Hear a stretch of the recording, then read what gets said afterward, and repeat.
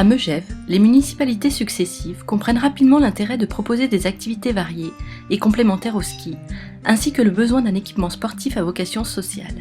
Ainsi, dès 1967, le Palais des Sports voit le jour.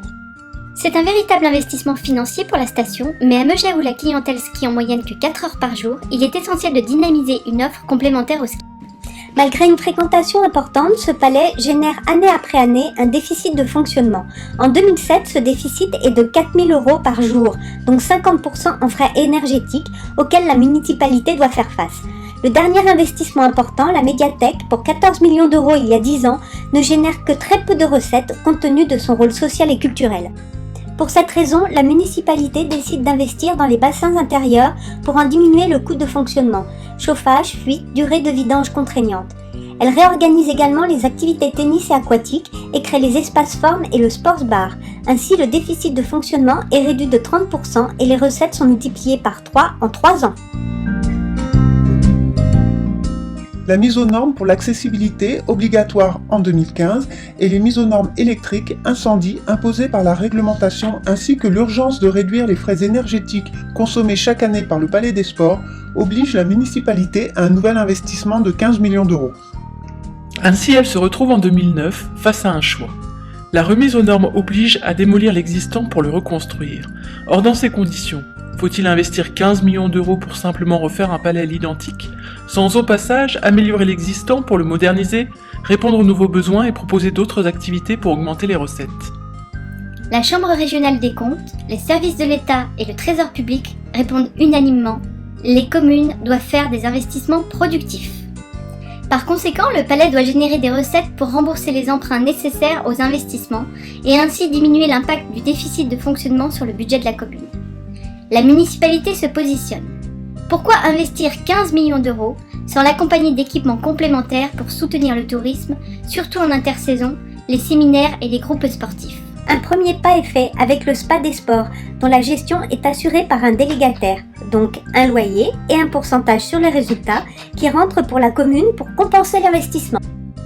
Pour faire face aux 15 millions d'euros nécessaires pour la mise aux normes, la municipalité décide d'investir 13 millions supplémentaires pour créer un espace aqualudique extérieur, un parcours bien-être, des salles de golf indoor, des salles de fitness, des salles pour la pratique d'activités comme le yoga, le pilate, un bassin dédié à l'aquagym et aquabike, un mur d'escalade en 3D pour la pratique seule ou accompagnée, et une nouvelle salle des congrès. Et d'autres activités qui vont permettre de générer un chiffre d'affaires plus important. La commercialisation de ces nouvelles activités va permettre d'autofinancer en partie le projet. En effet, seule la moitié de ces investissements seront financés par le recours à l'emprunt. Le reste sera financé par la capacité d'investissement propre de la commune.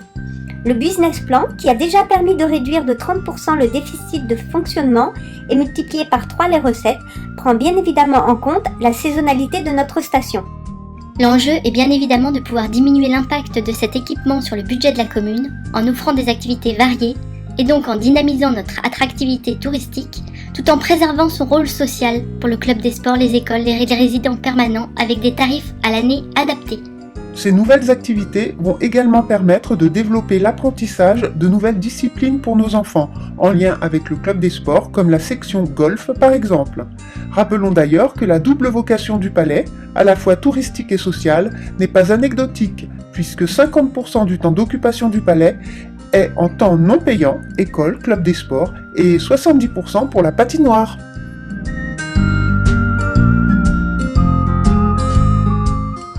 Alors est-ce un investissement trop important? Quand on regarde les autres communes qui ont investi dans des simples équipements multisports et aqualudiques sans patinoire ni gymnase et dont la dimension sociale reste à étudier, 80 millions pour Courchevel, 20 millions pour Châtel, 25 millions pour Avoriaz, Tignes ou Val d'Isère, nous pouvons nous demander si nous faisons fausse route. Si certains opposent désormais l'investissement du palais à celui du secteur des Lanchettes, il ne faut pas oublier que le palais est géré par la commune. Les Lanchettes, c'est le domaine skiable, donc la SEM des remontées mécaniques de Megève.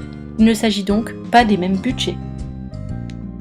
Perfuser la SEM avec l'argent du contribuable pour lui permettre de financer ses propres installations est tout simplement interdit. C'est pourquoi la municipalité a fait des choix d'équilibrer financièrement la commune comme la SEM et leur donner respectivement la santé financière nécessaire pour se développer et réaliser leurs investissements respectifs, sous contrôle de d'expertise de la Chambre régionale des comptes.